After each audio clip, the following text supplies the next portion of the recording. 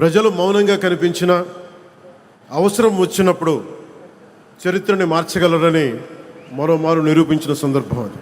2 ఏళ్ల క్రితం మీరిచ్చింది కేవలం అధికారం కాదు, ఒక బాధ్యత.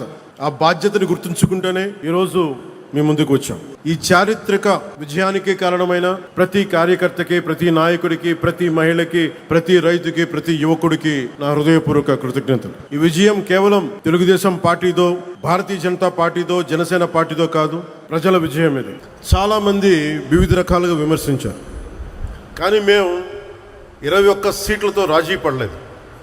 ఆంధ్రప్రదేశ్ భవిష్యత్తు కోసం 21 సీట్లకి జనసేన పరిమితాన్ని చేశాం. ఆ త్యాగానికి ప్రజలు ఇచ్చిన సమాధానమే 100% స్ట్రైక్ రేట్.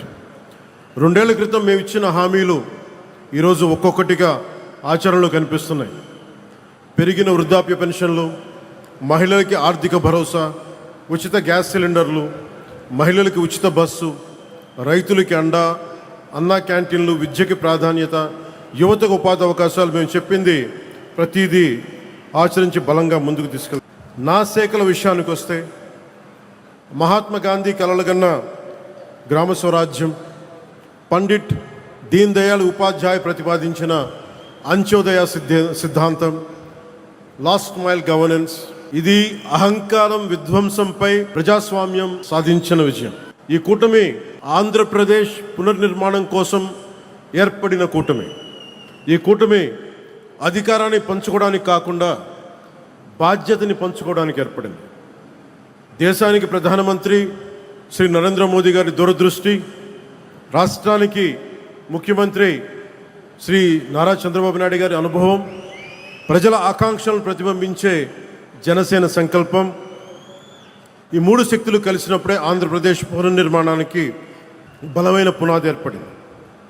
కూటమిలో జనసేన 21 సీట్లతోటి సర్దిపెట్టుకునే సందర్భంలో చాలామంది వివిధ రకాలుగా విమర్శించారు. పంచాయతీని బలోపేతం చేసే సర్పంచ్ కూడా ఒక బలమైన నాయకుడు. భారతదేశంలో మహిళా రాజకీయ నాయకత్వానికి అతిపెద్ద విశ్వవిద్యాలయం పంచాయతీరాజ్ వ్యవస్థ. 50% 50% మహిళా రిజర్వేషన్ ద్వారా వేలాది మహిళా నాయకులు ముందుకు వస్తూ ఉన్నారు. సెల్ఫ్ హెల్ప్ గ్రూప్స్ ద్వారా మహిళలు సామాజిక ఆర్థిక నాయకత్వాన్ని చేపడుతున్నారు. వెనుకబడిన వర్గాల నుంచి నాయకత్వం వస్తుంది, యువత నుంచి నాయకత్వం వస్తుంది. యువత రాజకీయాలకు రావాలని మనం చెబుతాం, కానీ యువత మొదటి అవకాశం గ్రామ స్థాయిలో అందిపుచ్చుకోవాలి, ముందుకు వచ్చి పోటీ చేయాలి. ఇది సోషల్ క్యాపిటల్, ఇది నేషనల్ బిల్డింగ్. ఇప్పుడు అసలు ప్రశ్న, మనకి ఈ ఆలోచనల్ని గత 2 సంవత్సరాలు ఎంతవరకు ఆచరణలోకి తీసుకురాగలిగాం? అభివృద్ధికి మొదటి అర్హత స్థిరత్వం. గత 2 సంవత్సరాల్లో ఆంధ్రప్రదేశ్లో ఏర్పడిన రాజకీయ స్థిరత్వం గ్రామాభివృద్ధికి బలమైన పునాది వేసింది. ఎన్డీఏ వాళ్ళ నిర్ణయాలతో స్పష్టత వచ్చింది. కేంద్ర రాష్ట్ర సమన్వయం బలపడింది. ఆ స్థిరత్వాన్ని ఆధారం చేసుకొని ఈ రోజున పెట్టుబడులు కావచ్చు, ప్రభుత్వాన్ని గ్రామాన్ని మళ్ళీ పరిపాలనా కేంద్రంగా నిలబెట్టే ప్రయత్నం ప్రారంభించింది. అందులో భాగంగా 13,326 పంచాయతీల్లో ఒకేసారి గ్రామ సభలు నిర్వహించడం జరిగింది. ప్రజాస్వామ్యాన్ని ప్రతి గ్రామం గడప గడప వరకు తీసుకెళ్ళగలిగాం. ప్రతి పంచాయతీకి ఒక కార్యదర్శి వ్యవస్థని బలోపేతం చేశాం. స్థానిక అవసరాలకు అనుగుణంగా కొత్త పరిపాలనా విధానాలను రూపొందించాం.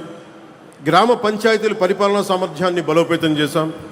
పల్లె పండుగ ద్వారా గ్రామాభివృద్ధిని ప్రభుత్వ కార్యక్రమం నుంచి మంచి ప్రజా ఉద్యమంగా మార్చాం. స్థానిక నాయకత్వానికి గౌరవాన్ని పునరుద్ధరించాం, ఇర్రెస్పెక్ట్ ఆఫ్ ద పొలిటికల్ అఫిలియేషన్స్. స్వర్ణ పంచాయతీ దిశగా ప్రయాణం ప్రారంభించాం.